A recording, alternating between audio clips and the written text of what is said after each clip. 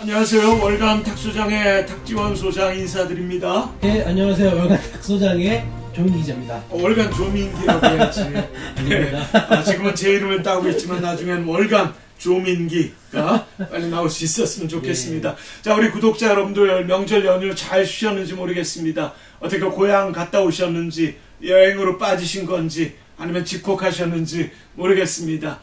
저희는 대부분 다 집콕했고요.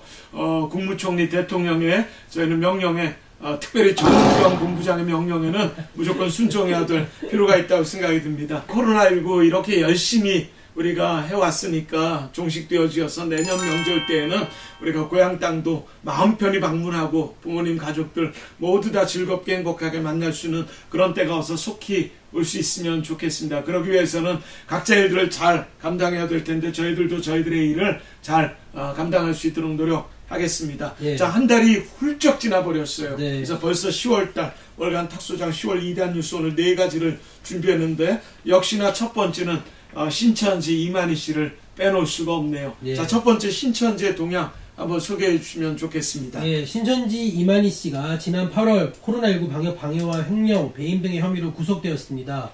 이에 신천지가 신도들을 대상으로 총회 법무비 후원이라는 명목으로 이만희 씨의 재판 소송 비용을 걷고 있습니다.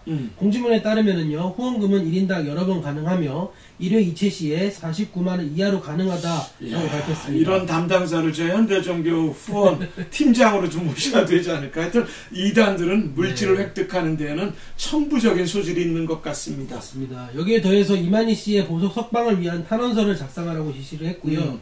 아울러 하반기 수료식을 준비 중인 것으로 이렇게 이거 온라인 확인되었습니다. 수료를 한다고 온라인 이제 성경 공부를 한다고 해서 뭐 엄청나게 신청을 했던데요. 예, 이 사람들도 비대면으로의 여러 가지 활동들이 계속 진행되는 것으로 알고 있습니다. 예, 그래서 이만희 씨가 이제 지난 9월 3일에 1차 비공개 공판 준비기일에 또 출석을 했습니다. 예. 이만희 씨는 이제 변호인을 통해서 국민들에게 건강상 염려를 끼친 점 사죄의 말씀을 드린다라고 하면서요. 네. 건강이 허락하는 한 재판에 성실히 임하겠다라고 밝혔습니다. 한편 이만희 씨는 수원구치소에서 하늘에서나 세상에서 죄짓고 이곳에 온 것이 아니다. 신약 성경의 예언을 이루기 위해 여기에 다녀가는 것이다. 라는 내용의 편지를 작성을 했습니다. 풍전등화의 상태에 놓인 신천지의 해방이 흐릿해지고 있는 시점으로 보입니다. 그러니까 뭐 사과해놓고 예. 또 자기들이 변명을 늘어내는 걸 보면 전형적인 이단들이다라고 하는 생각을 지울 길 없고요. 참으로 맞습니다. 안타깝기 짝이 없는 것 같습니다. 예. 자, 그 이후에 소식도 있었죠. 이만희 씨가 보석을 신청했다고요. 예, 맞습니다. 그래서 뭐 어쩌면 노년이고 건강이 좋지 않아서 받아들일 수도 있겠다 싶었는데 네. 사안의 중대성에 따라 결국 기각이 되고 말았죠. 피해자 가족들 또 수십 년 동안 한국교회를 분열케 하고 눈물나게 했던 걸 생각한다면 하여튼 이 부분에 대해서는 잘한 결정이지 않나 생각하고 우리가 끝까지 지켜봐야 되지 않을까 싶고요. 청춘 반환 소송이 지금 서산지방법원에서는 계속 진행 중에 있습니다. 일부 네. 지난번에 승소했는데 이것이 승소가 되어지면 그동안 신천지에 피해를 입은 분들이 굉장히 많은 분들로 법적으로 소송 통한 어떤 뭐 명예훼손의 문제 또는 손해배상의 문제 풀어갈 수 있지 않을까라고 하는 생각이 좀 듭니다. 근데 예. 볼상 사나운 것이 또 보여졌다고요. 이 서산 신천지는 우리는 잘 모른다. 네, 이건 맞습니다. 상급 쪽에 있는 신천지 단체에 물어보라 해서 서로가 자기들 잘못이 아니다라고 떠넘기는 꼴이 참으로 볼상사나운 모습이지 않을 수가 없었습니다. 예. 자, 신천지는 앞으로 계속 저희가 모바일 홈페이지를 통해서 시각각으로 필요한 것들을 공급해낼 수 있도록 노력할 테니까 늘 지켜봐 주시면 감사하겠고요. 자, 두 번째는 만민중앙교회 동향도 한번 살펴보면 좋을 것 같습니다. 예, 다음으로 이제 이재로 구속 이후에 만민중앙교회 동향을 좀 전해드리도록 하겠습니다. 만민중앙교회 이재록 씨는 2018년도에 여신도 성폭행 혐의로 이렇게 구속 중에 있습니다. 네. 이재록 씨의 구속으로 만민중앙교회가 당면한 문제와 변화되고 있는 것은 무엇인지 한번 살펴봤습니다. 굉장히 많더라고요. 네. 그거 하나씩 첫 번째는요. 네, 첫 번째로 교회 매각에 문제가 발생을 했습니다. 네. 교회가 위치한 곳은 산업단지로 종교부지가 아니거든요. 구로 쪽이요. 예, 매각 작업에 착수는 했지만 이전할 만한 부지를 찾지 못한 상황입니다. 교회 이전 문제에 대해 이제 당회장 대행 이수진 씨와 이재록의 딸인데요. 교회 원로에 관해 갈등이 있다고 좀 이렇게 예측되고 있는 상황입니다. 이 상황 갈등은 계속 저희가 보도를 하고 있는 중이고 취재하는 중인데 이제 교회 입지 단지를 어디로 옮길지 또다시 그 지역 주민들과의 마찰이 생길 만한 지역으로 갈지 이것도 우리가 계속 지켜봐야 될 것이고 혹시나 만민중앙교회가 들어서는 곳에 교회들과 주민들은 그동안 다른 지역에서 잘 싸워서 이 문제를 해결했던 그런 전례를 잘 기억해 주시고 또 찾아봐 주실 수 있도록 촉각을 좀 드러내 주셔야 되지 않을까 생각이 좀 듭니다. 예. 자, 두 번째는요. 두 번째로 올레이션스 목자의 기도원을 상대로 소송을 진행 중에 있습니다. 그건 뭐지요? 여기가 이제 예전에 이제 이재록이 있을 때에 이렇게 약간 이렇게 오른팔 왼팔 격으로 이렇게 활동하던 쌍둥이 자매가 있던 겁니다. 그렇죠. 그쪽 자매들이 이렇게 나와서 따로 올레이션스 목자의 기도원을 이렇게 좀 개척을 해서 활동을 하고 있는데요. 그러니까 이탈자들이 피해자들, 성도들만, 신자들만 있는 것이 아니라 목회자들 중에서도 이탈한 사람들이 여러 있잖아요. 예, 그 중에 맞습니다. 쌍둥이 자매 문제가 가장 언론에 많이 나왔었는데 그렇게 해서 그 갈등이 계속 소송이 진행 중인 것이군요. 맞습니다. 그래서 여기서 이제 이재록 씨의 형상을 따 만든 모형물과 액자, 현수막 등을 걸어놓고 예배를 진행하는 기도원의 가처분 소송 신청을 진행했고요. 지난 7월 초에 만민중앙교회가 일단 승소를 했습니다. 그런데 나왔는데 이재록 씨 형상을 딴 만든 모형물에 대해서는 만민중앙교회 손을 들어줄 수밖에 없는 상황이 더 있었지 않았나 싶은 생각이 듭니다. 예, 그리고 또 마지막으로 이게 좀 중요한 건데요. 당회장 대행 이수진 씨가 사직을 했습니다. 이재록 씨의 딸? 네, 사직의 이유는 교회 매각 문제 등으로 원로회 측과의 마찰을 주요 원인으로 보고 있고요. 예, 교회가 직면한 문제를 어떻게 이제 풀어갈지 기추가 주목되는 시점입니다. 이건 역시 만민중앙교회가 무너질까 싶었는데 어떤 이단이든지 한 길로 왔다 일곱 길로 쫓겨날 것은 하나님의 말씀이니 이루어질 수밖에 없을 거라고 생각해서 역시나 만민중앙교회, 성락교회, 신천지 등 어떤 이단도 흔들리지 않는 그런 이단이 없었던 것 같은데 우리가 신천지뿐만 아니라 이 문제에 대해서도 끝까지 한번 지켜봐야 될 필요가 있을 것 같습니다. 제가 오늘 두 번째 만민중앙교회 뉴스를 좀 준비해 주셔갖고 그럼 만민중앙교회는 한국교회에서 어떤 입장으로 결정이 됐는가가 궁금해지더라고요. 우리 구독자 여러분들도 만민중앙교회가 세상 방송에는 많이 나오는데 이들도 이단인가? 라고 궁금해하시는 분들도 있어서 한번 찾아봤더니 예수교에 대한 성결교회 출신으로서 예성이 제일 먼저 연구를 했던 것으로 알고 있습니다. 그래서 예성에서 1990년 30년 전에 이미 이단으로 규정이 되어졌고요. 그 다음에 예장통합, 예장합신, 예장고신 이렇게 이단 내지는 참석 금지에 결정됐고 감리교에서도 예의주시를 2014년도 6년 전에 결정을 내렸답니다. 그 통합 측을 중심으로 내용을 보면 이 만민중앙교회가 우리와 똑같은 교회 형태를 갖고 있지만 교회라고 다 똑같은 교회가 아니고 목사라고 다 똑같은 목사가 아니라는 거 여러분들이 더 잘 아시지 않습니까? 그래서 뭐 성령론이라든지 교회론, 종말, 그런 신론, 구원론 여러 가지에 비추어 이재록 씨가 이단임을 이미 30년 전에 그렇게 연구한 교단도 있는 걸 보시면서 참고해 주시고요. 우리 기독교인들은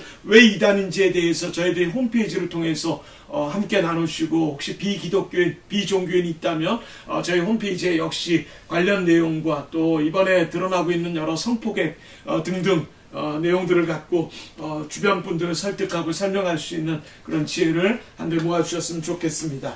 자, 세 번째는 JMS의 동향입니다. 어떻게 동향 시리즈네? 이번에 동향 시리즈. 네 번째는 구원파의 동향까지 해서 오늘 네 가지 주요한 이단에 대해서 준비를 해주셨구만요. 자, JMS 동향. 근데 특이하네요. 물 하는 것 같습니다. 맞습니다. 이단들이 물에 좀 조청을 그러니까 물을 좋아해요. 우리는 물도 없는데 이거 올려면 PPL. 자, 이단 단체인 JMS에서 신비의 물이라며 월명동 약수를 판매하고 있습니다. 월명동 약수는 JMS 본부 금산 월명동에서 나오는 물로요. JMS 내에서는 뛰어난 효능이 있는 물로 통합니다. JMS 측은 세계에서 제일 좋다는 생수보다 미네랄이 8배나 풍부하다라면서요. 이걸 믿기 어려워.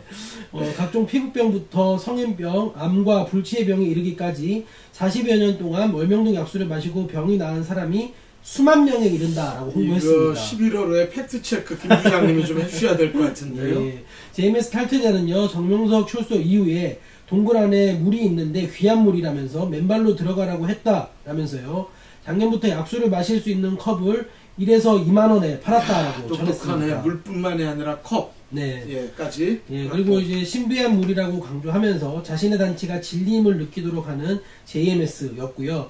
약수를 판매해서 경제적인 수익을 창출하는 방법은 일거양득의 JMS 생존 전략으로 보입니다. 그 두 가지네. 신비한 물이라고 해서 자신의 단체 진리, 네. 그리고 물질적인 득까지 해서 네. 두 가지를 노린 노림수가 아닌가 싶습니다. 맞습니다. 아까도 이야기했지만 물 갖고 장난치는 이단들이 그동안 많이 있었어요. 예. 천북의 박대선 씨. 네. 근데 그 물을 먹고 아마 자녀가 또 이렇게 사망하는 그런 지경의 아이러니한 일들도 있었던 걸로 아는데, 네. 제가 옛날 어렸을 때의 기억으로는 물통이 쭉 쌓여져 있어요. 네. 그럼 이 물을 파는 건데, 물을 부어놓고 박대선 씨가 샥 하면은 네. 좀 싸고, 비싼 건 샥 하면 비싸고.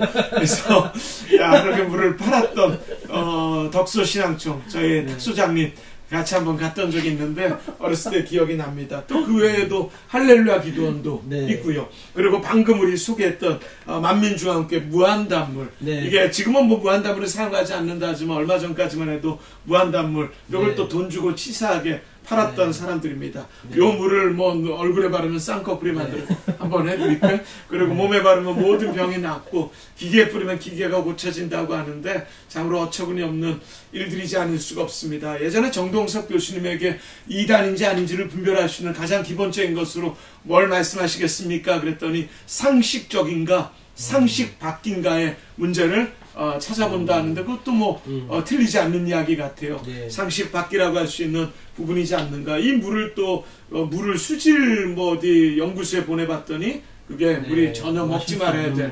예, 마실 수 없는 물이라는 결과물도 있었지요. 네. 자, 물 갖고 장난치지 마시고 하여튼 진리로 돌아올 수 있는 여러분들 되어줬으면 좋겠다는 생각 있습니다. 네. 자, 마지막 네 번째는 구원파 네. 동향인데 목이 좀 아프죠? 우리가 물이 네. 없으니까. 물 좀 주소라고 하는 한대수라고 하는 가수의 노래 말이 생각이 납니다. 자, 네 번째는 우리 조차장 수고했으니까 네. 제가 한번 소개를 해드리고 그 내용에 따른 이야기를 한번 조차장 전해주시면서 우리 10월 뉴스를 아쉽지만 끝내야 되지 않을까 생각이 듭니다. 네. 자, 기쁜 소식 선교회 박옥수건파 기소선이라고도 부릅니다. 1365 자원봉사 포털을 통해 신청한 온라인 봉사활동이 기쁜 소식 선교회 유관기관 국제청소년연합이 주관하는 행사로 연결된 사실이 밝혀져 논란이 일고 있습니다.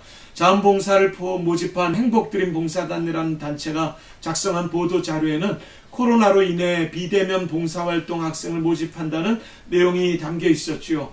신청은 1365를 통해서 할 수 있어 간편했고 봉사 방법도 까다롭지 않았습니다. 사전 교육을 받은 이후 3박 4일 동안 온라인으로 진행되는 IYF 2020 온라인 월드캠프 행사의 프로그램 중 하나를 돕거나 행사 전체를 모니터링하면 된다고 했습니다. 봉사활동을 기획하기 위해 월드캠프를 벤치마킹하는 것이라고 했고요. 진행 스텝은 20시간, 모니터링은 35시간의 봉사활동을 부여한다고도 했습니다. 아이러니한 것은 봉사단체를 모집한 단체와 1365는 관련이 없는 기관이라는 점입니다. 행복드림 봉사단 측은 자원봉사의 주체인 키다리 아저씨 군산 후원의 일을 도왔을 뿐이라고 했었는데 실제로 키다리 아저씨 군산 후원회였는데 이 단체는 1365 수요 기관이었던 겁니다. 하지만 지난 2월 16일에도 기쁜식 선교회가 포교의 연장선으로 활용하는 크리스마스 칸타타 관련 자원봉사자도 모집해왔던 터라 순수성이 의심되고요. 이러한 정황에 대해 1365에 문의한 결과 행복드림 봉사단을 통해 모집된 온라인 봉사 일부가 포교활동에 속한다고 판단했고 우선 이번 사태에 대해 수요 기관인 키다리 아저씨 군산후원회 측의 입장을 기다리고 있고 답변을 받는 대로 회의를 진행해 조치를 할 계획이라고 밝혔습니다. 공신력 있는 단체를 거치는 방식으로 참가자들의 경계심을 허물며 자원봉사 포탈을 이용해 접근하는 기소선의 행태에 적극적인 대처가 필요한 시점입니다. 네. 제가 이거 4번을 소개하니까 두 가지가 궁금해요. 네. 하나는 저는 1365라는 것을 이번에 처음 들었는데 네. 1365 자원봉사 단체가 자원봉사 단체로는 꽤 유명한 2단 아니잖아요. 1365는 이제 그 자원봉사 모집할 수 있도록 만들어진 포털 이렇게 사이트라고 생각하시면 됩니다. 근데 굉장히 유명하고 자원봉사할 네. 분들은 이쪽을 통해서 보통 여기를 통해서 연결고리를 만드는 경우들이 신청을 많을 하고요. 거고. 그럼 요건 아직까지 뭐 100% 확인이 된 건 아니니까 네. 차후에 요거는 우리가 지면을 네. 통해서나 홈페이지를 통해서 또는 유튜브를 통해서 오랫동안 출근하니까 휴유증이 좀 많지만 여러분들 때문에 또 오늘 즐겁게 기쁘게 이렇게 녹화를 할 수 있는 것 아닌가 싶은 생각이 듭니다. 예. 잘 편집해서 아주 멋진 방송으로 좀 우리 조차장 마지막까지 수고해 주시고 만들어 주시면 참 감사할 것 같습니다. 네, 오늘도 귀한 말씀 나눠주셔서 감사합니다. 예, 우리 조차장도 수고하셨고요. 구독자 여러분들 사랑하고 응원하고 지지합니다. 오늘 하루도 힘내시길 바랍니다. 감사합니다. 감사합니다.